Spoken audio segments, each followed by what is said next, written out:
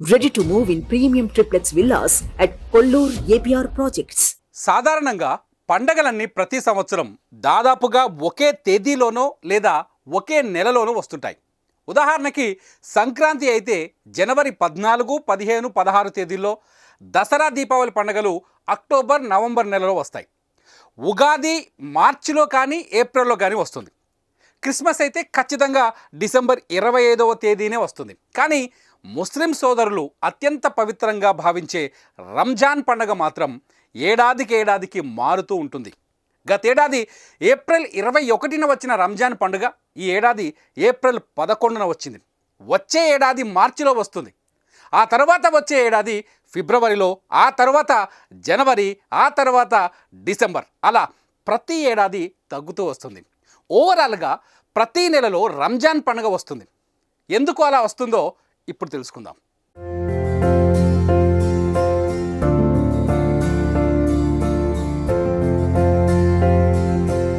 ముస్లింలు చాంద్రమాన క్యాలెండర్ను అనుసరిస్తారు. చాంద్రమానాన్ని అనుసరించే ఇస్లామియా క్యాలెండర్ 9వ నెల రంజాన్.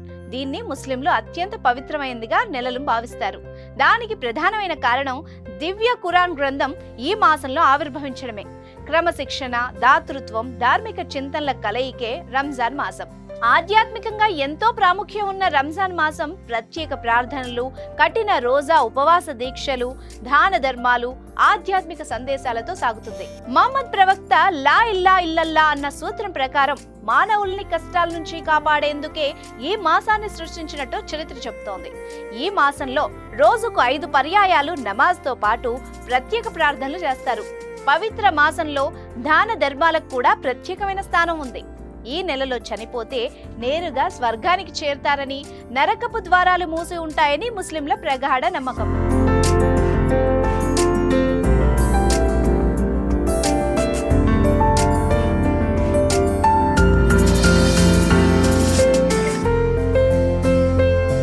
రంజాన్ మాసంలో సూర్యోదయం కంటే ముందు నుంచి సూర్యాస్తమయం వరకు నీరు, ఆహారం కనీసం ఉమ్మి కూడా మింగకుండా కఠోర ఉపవాస దీక్ష చేపడతారు.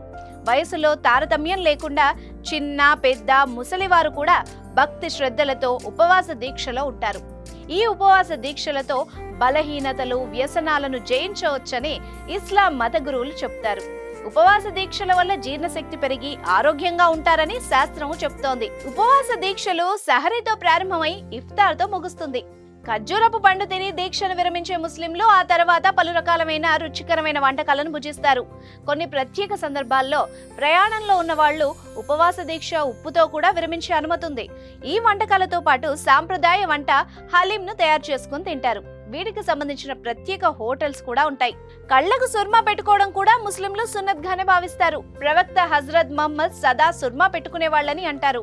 కాటుకలాగే కళ్లకు రాసుకునే సుర్మా పౌడర్ రూపంలో ఉంటుంది.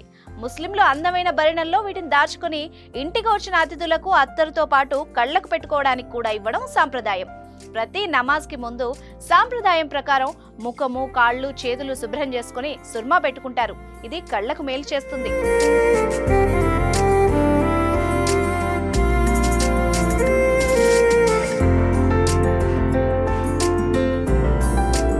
ప్రతి మాసంలోనూ శుక్రవారం రోజున ముస్లింలు నమాజ్ చేయడం ఆనవాయితీగా వస్తూనే ఉంది. ఇక రంజాన్ మాసంలో మత పెద్దలతో నమాజ్ చేయించడం ప్రశస్తమైంది. మసీద్కు వెళ్లలేని వాళ్ళు తాము ఉన్న స్థలాన్ని శుభ్రం చేసుకుని ప్రార్థన చేసి భగవంతుడి కృపకు పాత్రులవుతారు. ముస్లింలు రంజాన్ ఆఖరి 10 రోజులు ఇల్లు వదిలి మసీదుల్లో ఉంటూ మహాప్రవక్త అల్లా గురించి ప్రార్థనలతో ఆధ్యాత్మిక భావాన్ని పెంపొందించుకుంటారు. రంజాన్ పండుగను ఈదుల్ ఫితర్ అని కూడా అంటారు. నెల పొడుపు చంద్రుని దర్శించిన తర్వాత రోజు ఉదయం పండుగను జరుపుకుంటారు. పండగ ప్రార్థనలను ఈద్గాలోనే జరుపుతారు. నమాజ్ అనంతరం ముస్లింలు, ముస్లిమేతరులు ఒకరినొకరు స్నేహభావం పెంపొందించుకోవడం కోసం అలై బలై ఆలింగనం చేసుకుని పండగ శుభాకాంక్షలు తెలుపుకుంటారు. పండగ రోజు షీర్ కుర్మా అనబడే మధురమైన సేమియాను తప్పక వండుతారు. ఆత్మీయులకు తినిపిస్తారు. నేటితో వీరి నెల రోజుల ఉపవాస దీక్ష పూర్తవుతుంది.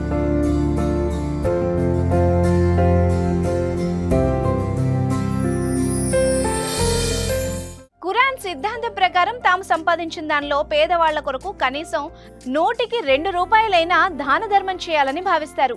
పళ్ళు, గోధుమలు, సేమియా, బట్టలు, బంగారం మొదలైనవి దానం చేయాలని ఖురాన్ చెప్తోంది. రంజాన్ నెలలో ఇలా దానం చేస్తే నిరుపేద వాళ్లు కూడా పండగ పూట సంతోషంగా ఉంటారని ముస్లిం పెద్దలు చెప్తూ ఉంటారు. ఈ దాన ధర్మ గుణం, భక్తి భావన సంవత్సరం మొత్తం అనుసరించాలని పవిత్ర రంజాన్ నెలతో ప్రారంభిస్తారు.